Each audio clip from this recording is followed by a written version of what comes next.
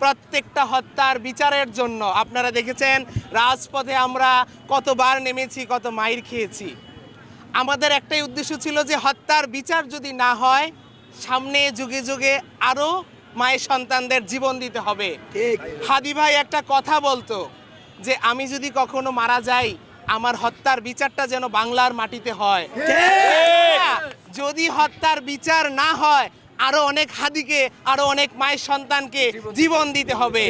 কিন্তু আমরা সবাই ফাঁকা মাঠে, ফাঁকা আকাশে গুলি উড়ানোর মতো গুলি উড়াই। আমরা কেউ পিন পয়েন্টে কথা বলি না, কেন যেন দুঃখ লাগে। যারা মাইক পায় তারা ফাঁকা আকাশে গুলি উড়ায়। দুইটা পয়েন্টেই আজকে আমাদের দেশের এই অবস্থার কারণে দুইটা পয়েন্টের দুর্বলতা। এক হচ্ছে আইন মন্ত্রণালয়, আরেক হচ্ছে স্বরাষ্ট্র মন্ত্রণালয়। এই দুইটা মন্ত্রণালয় যদি ঠিক থাকতো, আজকে দেশ সোজা হয়ে যেত, আজকে দেশের এরকম হতো না।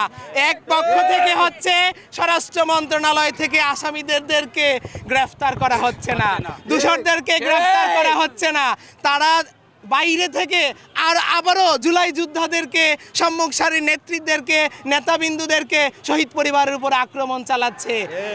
এটার জন্য মূল দায়ী হচ্ছে স্বরাষ্ট্র সহকারী উপদেষ্টা খোদা বক্স চৌধুরী।